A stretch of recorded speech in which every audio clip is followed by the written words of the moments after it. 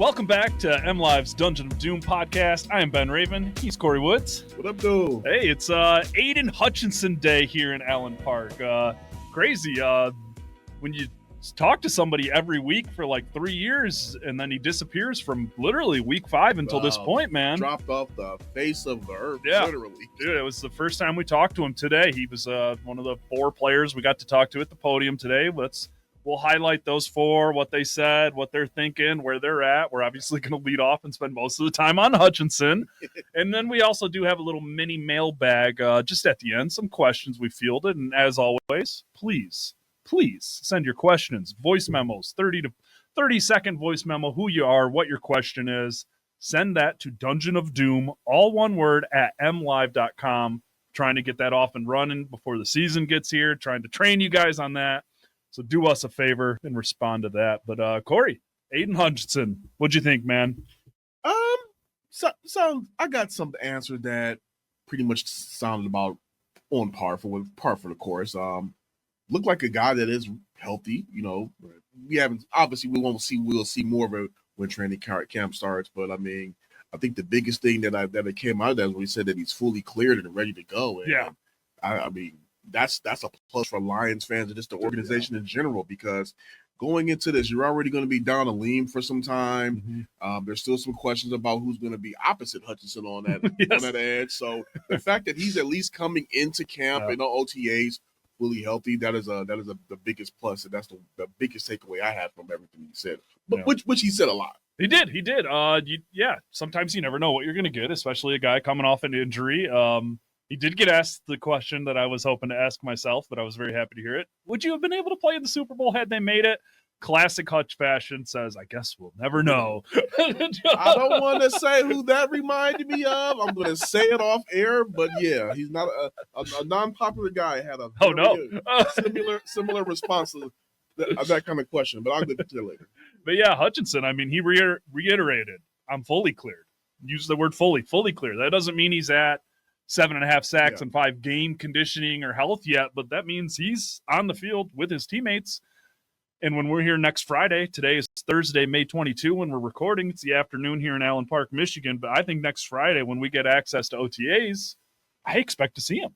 Yeah, and then we'll be able to come back and give a real glimpse of like, hey, here's how we saw him moving around from our perspective, obviously. And that's just, I mean, I think that's going to be the biggest thing next week. Everybody's going to have eyes. Oh, dude, there's going to be 40,000 Hutchinson stories coming out of Allen Park next week. It was just a week ago today that we got to talk to some of the defensive coaches, and just Kelvin Shepard, the new defensive coordinator, said, he's like, I told Hutch at practice earlier today, like, you're back. I can tell you're back, because he's doing the pass rushing drill where they circle a cone, and he's like, you got your off arm touching the grass as you make that turn. That's how I know you're back. So it's you hear that a week ago, and then you hear Hutchinson today, and just fully cleared, man. Fully cleared.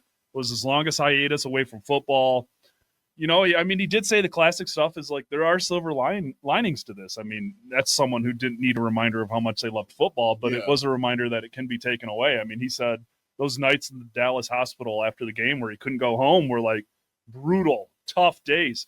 First overnight stay in a hospital too, man. So like, and he just said there, you get, we're going to play you a clip of Hutchinson for sure. I know that's what you guys are looking forward to, but like, he got into his head of just like feeling like a victim, and people are always checking in on you, and you let it reinforce that belief. But then he just kind of had a moment where like, and I loved this.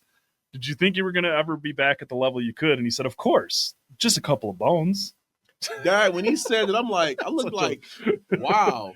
I mean, not to be pun intended, but I'm like, that's like something Wolverine would say. No, I know. It's just a couple of bones. They'll heal. Who gives a crap?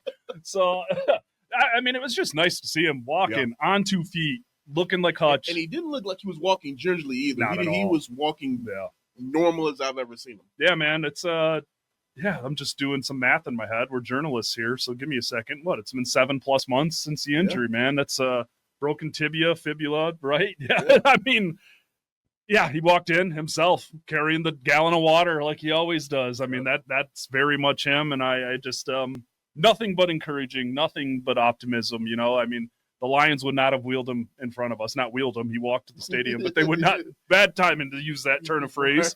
But they would not have put him up at the podium if he was not ready.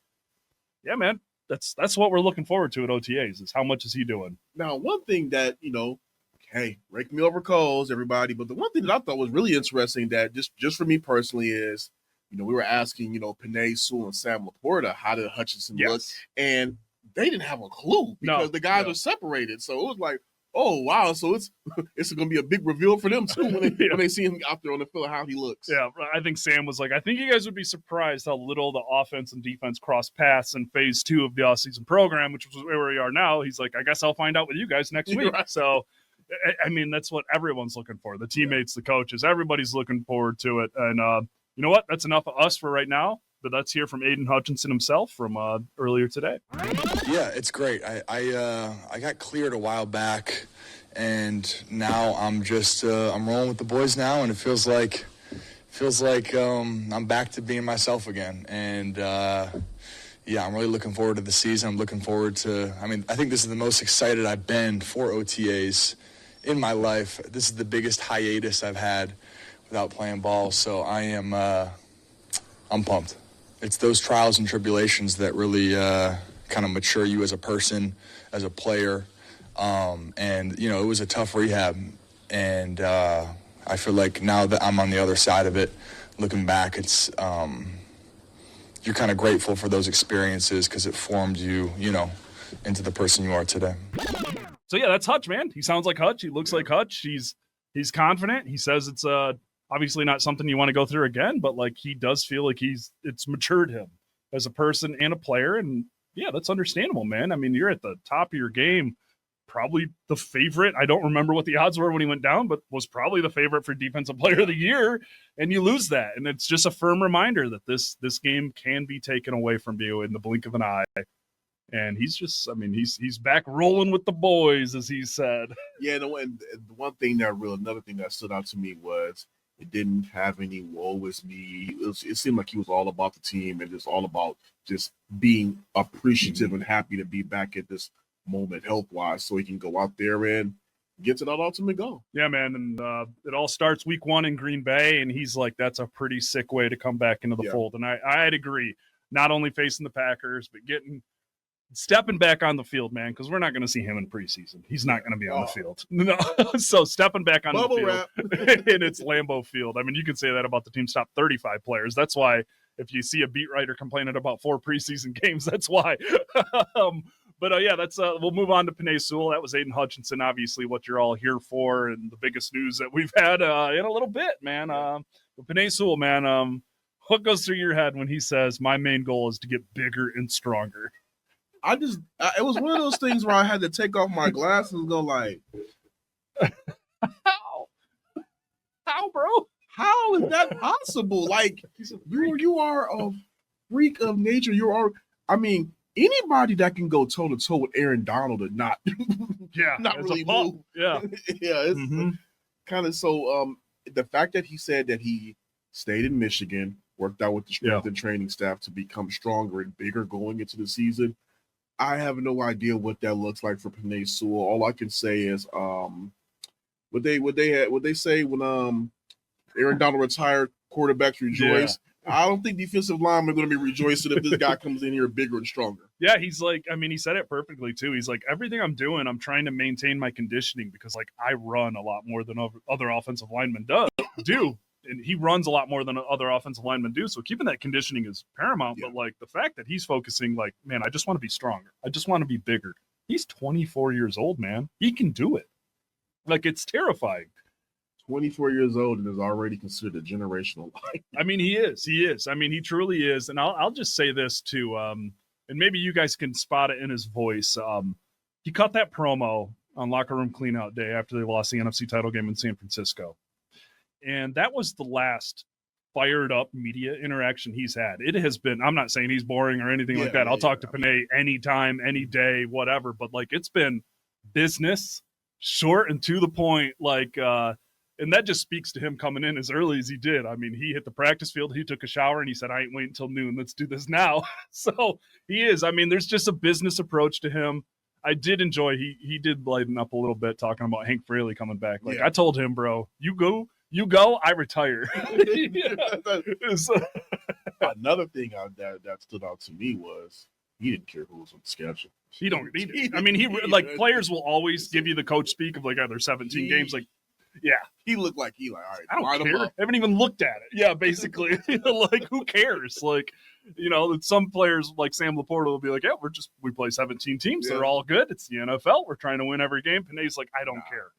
Just like, so let's hear from Panay Sewell on what his offseason goals are and just kind of what he's been doing since the season ended.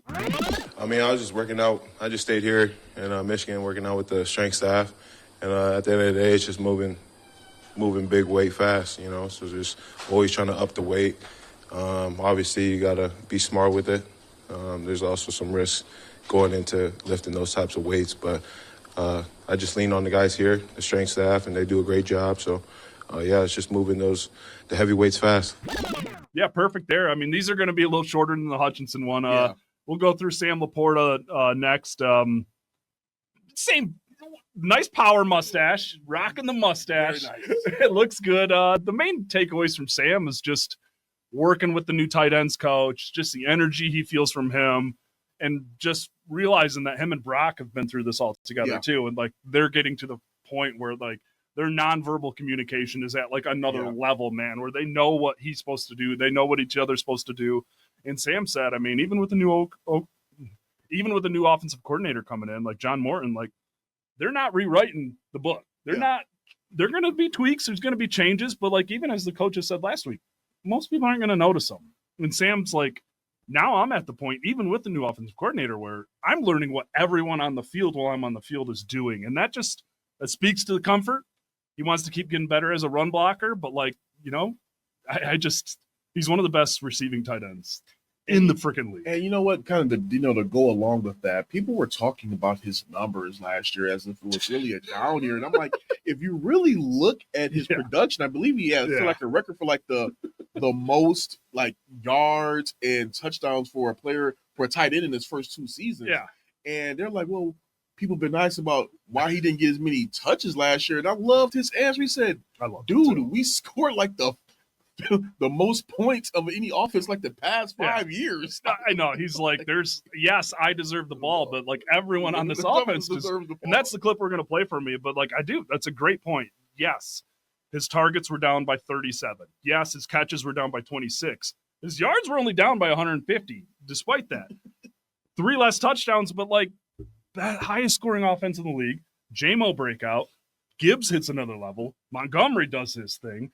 Amon-Ra St. Brown does his thing. I mean, those aren't just mouths to feed. Those are cornerstone mouths to feed. I mean, I think Laporta having a slight dip in the numbers just kind of shows the abundance of riches the Lions offense has. It's not like he has some injury concerns, but that didn't impact him to the degree where he fell off a cliff or something. In the early season slow start, I mean, I think it was a hamstring coming out of camp. I mean, that slows you down. That kept him off the field. He didn't play in the preseason. So pause all the alarms on that. Like Sam said it best, and we're going to play that for you. Like, I deserve the ball, but like, look around, man.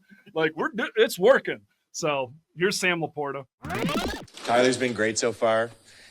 Our first phone call, he talked about, gaining trust with us, and I think he's starting to do that, and we love him so far. Very fiery, as you mentioned, and we appreciate all that. We love it. It's an acclimation process when you do get a new position coach. Are you going out to lunch? Are you just having endless phone calls, or how do you kind of get to know the man and the coach at the same time? Yeah, so that first phone call that he gave me, he got hired in like February after the season ended. So I was on my way out of town, so it started off with phone calls and then texts throughout the offseason. But now that we're face-to-face, a lot of time in the position room together and getting to know him as an individual, him getting to know us, and then, of course, the football side of things as well. Power mustache. I hope you can feel it on that quote. It's great. I'm so happy he's leaning into it. You can tell he's getting a little more comfortable with us, too. Like, rookie Sam Laporta would have been shaken at the podium. This Sam yeah. Laporta is fully himself. He's fully confident in himself. Some guys online are making fun of the mustache. They look like a state trooper. He does look, Super Trooper. It's a Super Trooper Super mustache. I respect it. I'm going to lean on you for this one. I was in Aidan Hutchinson while DJ Reader came to the podium. What were your takeaways from DJ Reader? What's he been up to? The biggest thing that I took away from DJ Reader is he said, like, hey, this is the healthiest offseason I've had in quite some time. And he's just ready to get in there and get back rolling. He loves the fact that he's now coming into the program where he's not having to ask a lot of questions. He already knows where guys are going to be at. Like, he doesn't have to worry about where Jack Campbell or his words, who is such and such, is going to be at. They're going to be right there behind them.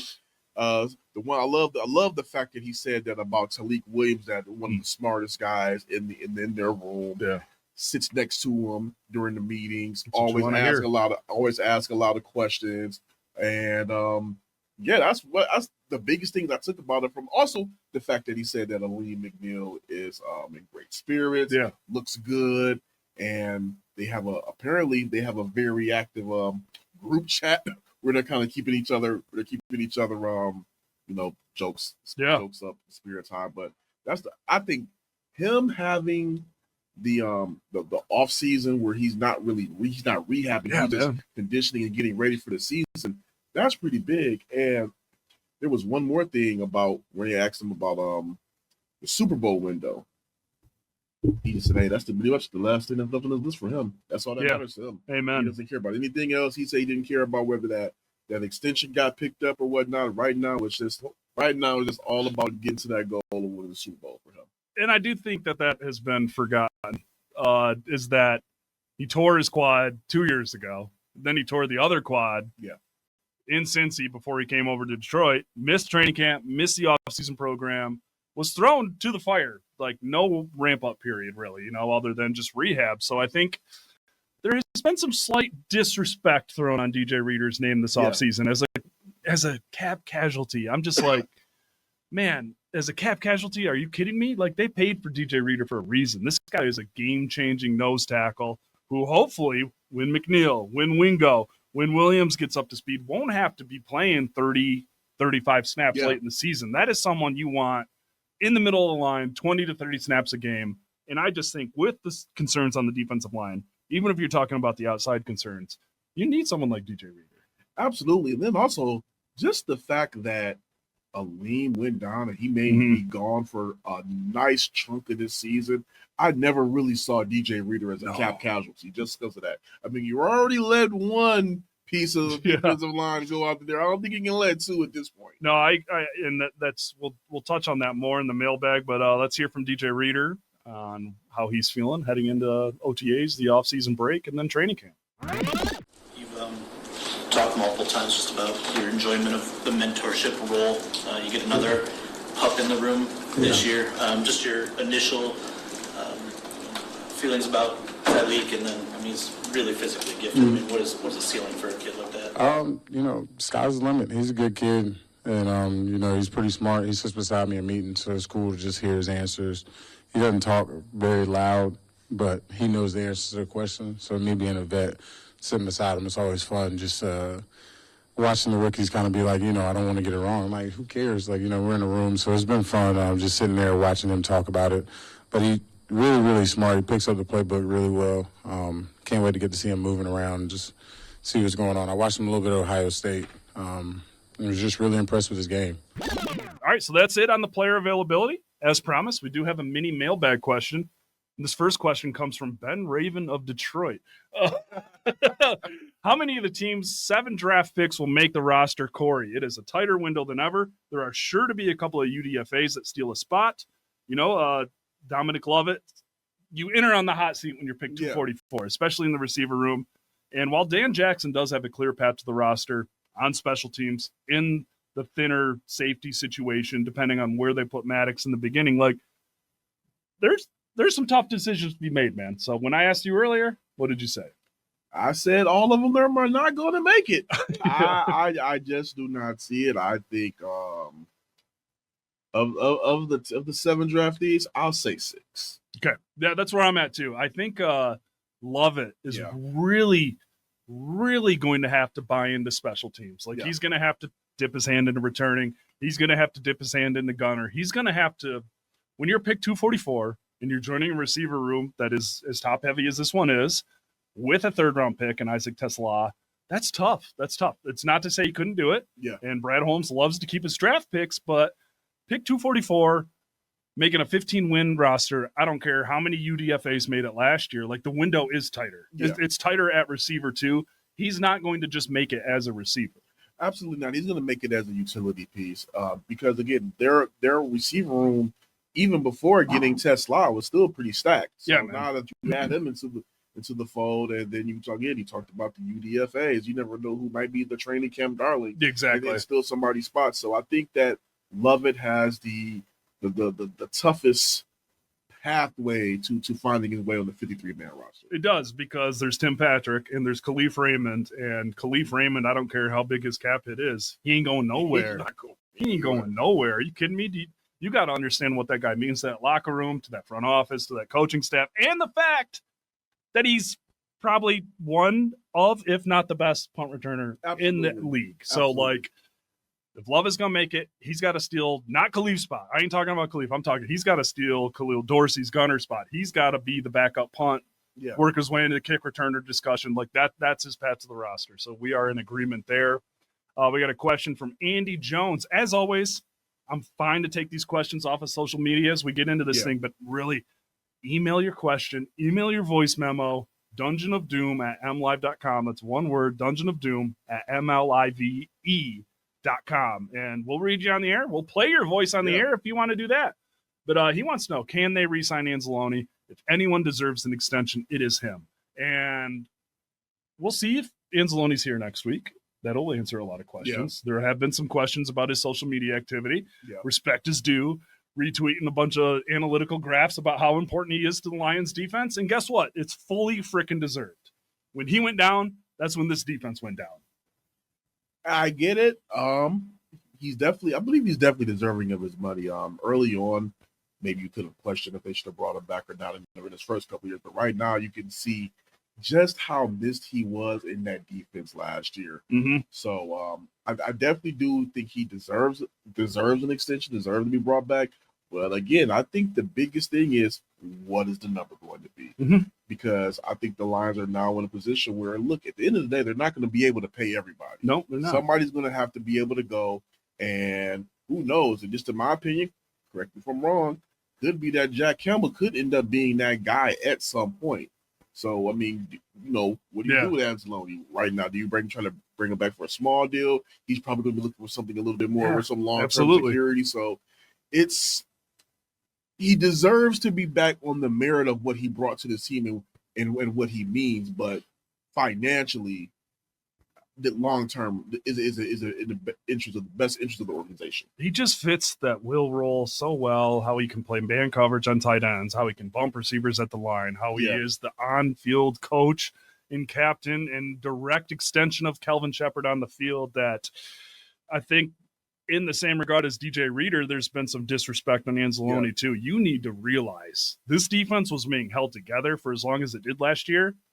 Most of the credit, not all of it, but most of it goes to Anzalone, because when he went down, that defense really went down and struggled. They got worse against mobile quarterbacks. They got worse against tight ends. They got worse against slot receivers. He's better than you think he is. He is that guy. He is better than you think he is. And if they have to make a tough decision or two, those tough decisions should be to make up space to get him a deal. But it's reached an interesting point where Derek Barnes gets 3 years, $24.5 million, and Anzalone's going to be like, love D. Barnes. Great guy. Want him on this team. I'm worth more than that. And again, that's fair, because I mean, when we were talking, I'm not gonna have revisionist history. I thought Derek Barnes might have been one of the odd guys out. Out in Detroit. So I didn't even really. So when he got his bag, I'm like, okay, who's gonna get left out? And that's that's kind of where they're at. But again, he definitely deserves his bag. It's just about what is that number going to look like at this point, just with the way this group is going.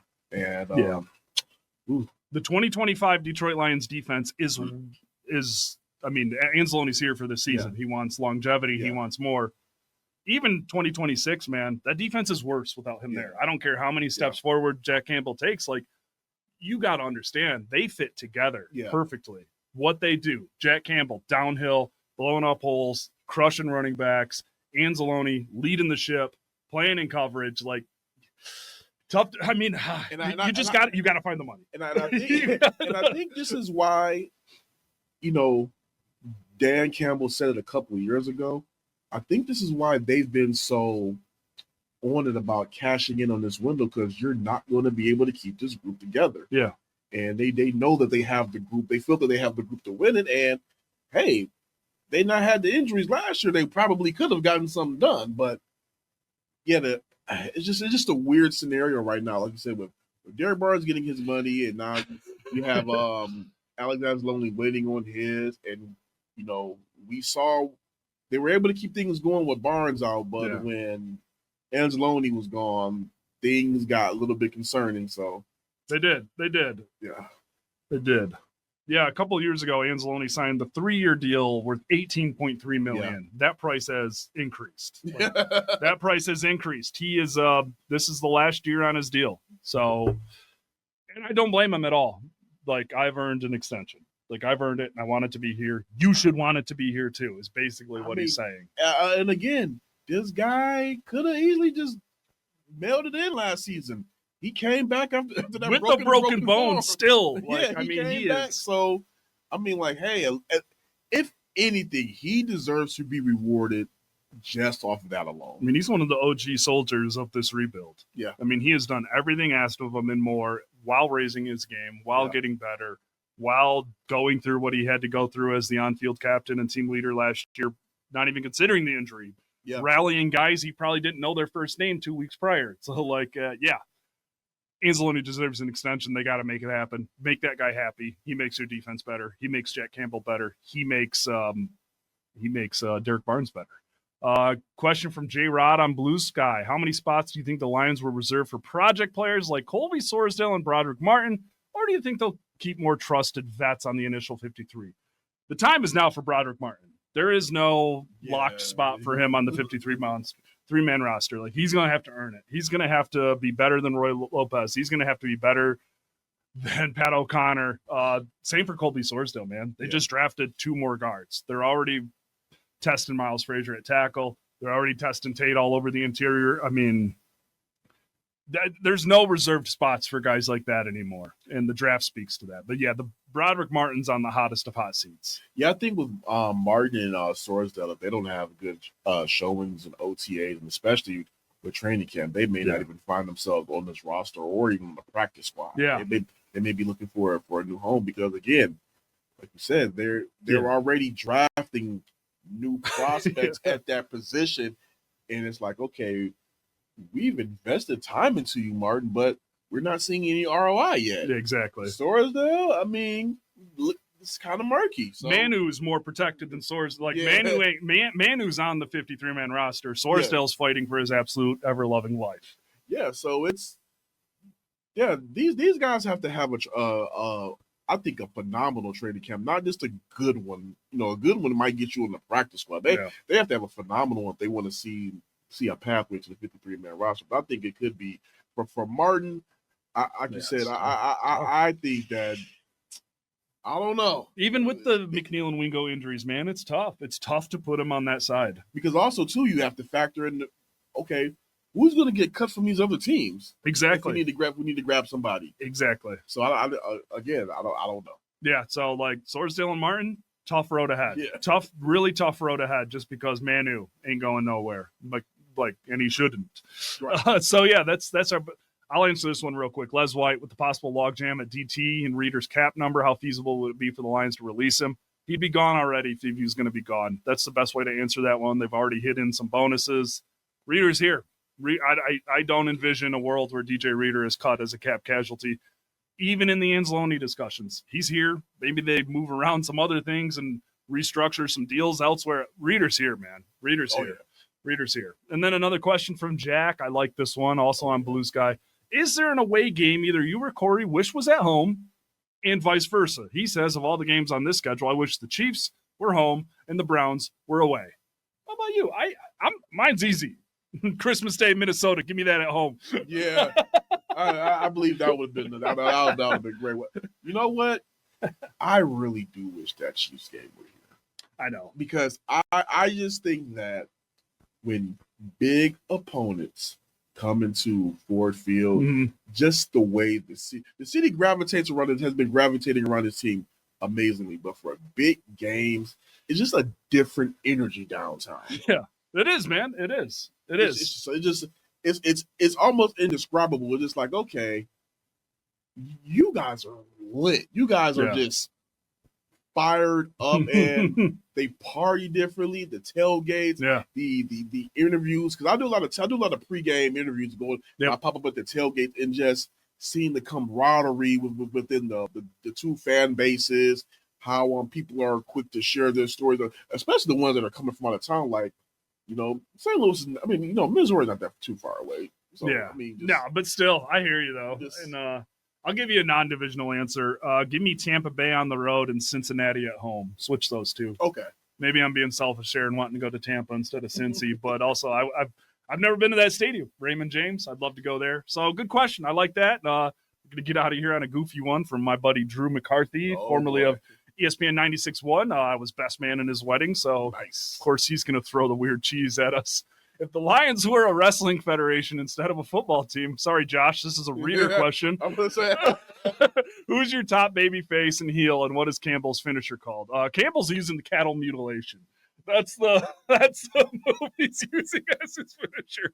Old school pressure point submission. What do you got for Campbell's finishing move? Ooh. You know what? For some reason, it's the first one that popped in my head. I'm going with Damian Priest. It was the Seventh Heaven Chokeslam. Yeah, sweet. Yeah. Deep cut. Babyface. Who's the top babyface on this roster? Gosh, I'll go Aidan Hutchinson. He's got the